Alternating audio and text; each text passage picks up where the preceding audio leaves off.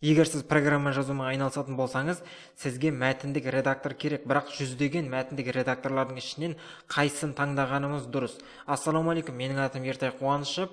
Осы жағынан 4 жылдан бері қолданып келе жатқан бірнеше мәтіндік редакторларымды осы видео барысында мен таныстыратын боламын. Енді біз программа жазамыз, сол программаның ол сәтті жазылу үшін және жақсы жазылу үшін және сондай бір әртүрлі проблемалар туындамас үшін бізге жақсы мәтіндік редактор керек. Кейбіреулер мысалы блокнотты қолдану мүмкін, бірақ блокнот деген өте ыңғайсыз. Басында енді қолдануыңыз мүмкін, мысалы HTML кодтар жазу үшін, бірақ оған арналған жеке керемет мәтіндік редакторлар бар. Егер соны қолданатын болсаңыз, онымен жазу өте ыңғайлы және бір былай өте сондай қызықты, сондай мәтіндік редакторларды қолданатын болсаңыз, қысқасын айтатын болсақ, оны міндетті түрде қолдану керек. Бірақ жаңа айтып өткенімдей, қазіргі осы 2018 жылы ондай редакторлар саны 100-ден 200-ге дейін жетеді, тіпті одан да көп. Сол тұрғыда мен өзім 4 жылдан бері программалаумен айналысам, сол тұрғыда одан кейін мен өте көптеген мәтіндік редакторлармен жұмыс жасадым, оншақты. Соның ішінде өзім дәл қазіргі уақытта қолданатын 4-еуін таныстырайын. Біріншісі ол Sublime Text. Қазіргі осы бағдарламашылардың, әсіресе веб бағдарламашылардың ең сүйікті сондай мәтіндік редакторлардың бірі десек те болады. Sublime Text, мен бір рейтингті көрдім, сол рейтингте 2-ші орында тұрды.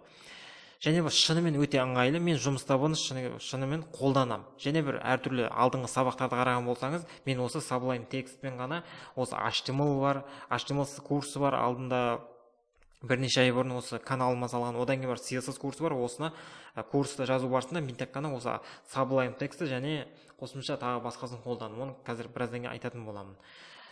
Егер сіздің компьютеріңіз жылдамдығы төмендеу болатын болса, онда міндетті түрде Sublime Textті қолдануды ұсынамын. Себебі бұл деген нашар компьютерлердің өзіне жақсы келеді және өте сондай жылдам жұмыс жасайды.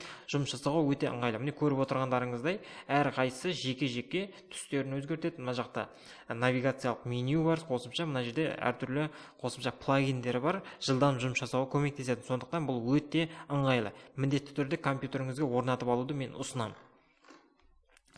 Одан кейін мен ұсынатыным Brackets деп аталатын редактор.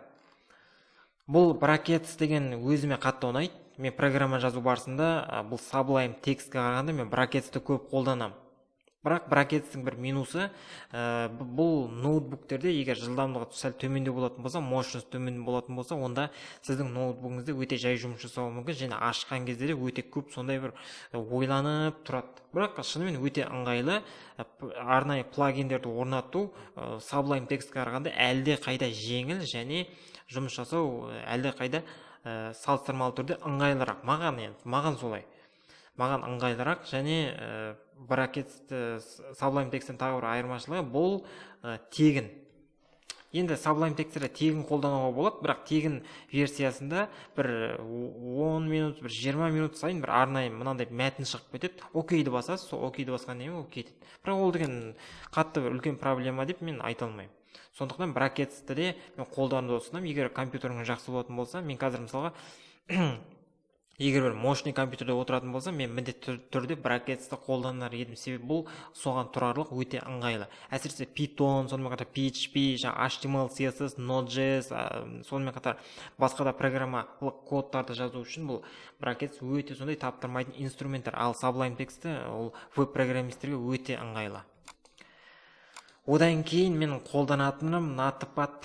Мен компьютерімде ол орнатылған, бірақ мен оны жұмыс барысында, мысалға веб-сайттарды программалаған кезде, немесе сол сияқты PSD шаблонды беттеген кезде, немесе басқа бір бағдарлама жазу үшін бұл Notepad++ті бұрын қолдандым, бірақ қазір қолданбаймын. Тек қана бұның артықшылығы өте көптеген құжатты оңай өзгертуге болады. Мысалға бір срочно бір құжатты өзгерту керек па? Просто сол жағын басасында открыть через Notepad дейсің де, сол Notepad арқылы мен өзгертемін де сақтай салам, бітті.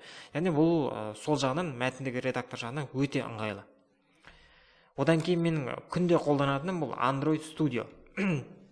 Бірден айтып қояйын, егер сіз Androidқа программа жазумен айналыспайтын болсаңыз, онда сізге Android Studioны қолданудың мүлде қажеті жоқ. Себебі бұл тек қана Androidқа программа жазуға арналған арнайы 100% тегін сондай керемет инструмент. Егер Androidқа программа жазуға көмектеседі. Бірақ бұл андроидқа программа жазуға арналмаған, бұл соған көмектеседі. Бұл жерде жұмыстың 98%-ы кодтарға тіркеледі. Мысалға мынандай міне кодтар, сосын мына жақта арнайы Kotlin-мен жазасыз ба немесе Java тілімен жазасыз ба, оны өзіңіз білесіз, сондайға негізделген. Егер андроидқа программа жазумен айналысатын болсаңыз, міндетті түрде осы Android Studio бағдарламасын мен орнатып алуды ұсынатын боламын. Ал енді қорытынды. Егер сіз веб сайттар жасаумен айналысатын болсаңыз, әсіресе HTML, CSS пен көп жұмыс жасайтын болсаңыз және компьютеріңіздің жылдамдығы төмен болатын болса, онда салыстырмалы түрде төмен болатын болса, және Sublime текстті орнатып алуды ұсынамын.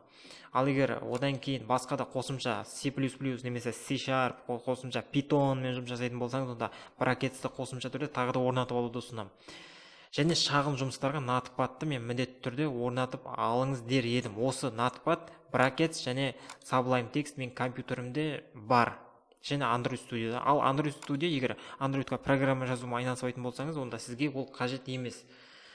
Осымен бүгінгі видеоны аяқтаймын. Сіздермен бірге болған Ертай Қуанышев. Егер қандай да бір сұрақтарыңыз болатын болса, онда осы видеоның астына жазып қалдырыңыздар, және видеомен әлеуметтік желілерде бөлісіңіздер, және осы видеоға лайк басуды ұмытпаңыздар. Ал егер каналға жазылмаған болсаңыз, онда міндетті түрде каналға жазылыңыз. Аптасына міндетті түрде 2 видео мен салып отырамын осы компьютерлік программалау бойынша және ақпараттық қауіпсіздік саласы бойынша. Егер қандай да бір сұрақтарыңыз болса, онда осы видеоның астына жазып қалдыруды ұмытпаңыздар. Келесі видео сабақта кездескенше.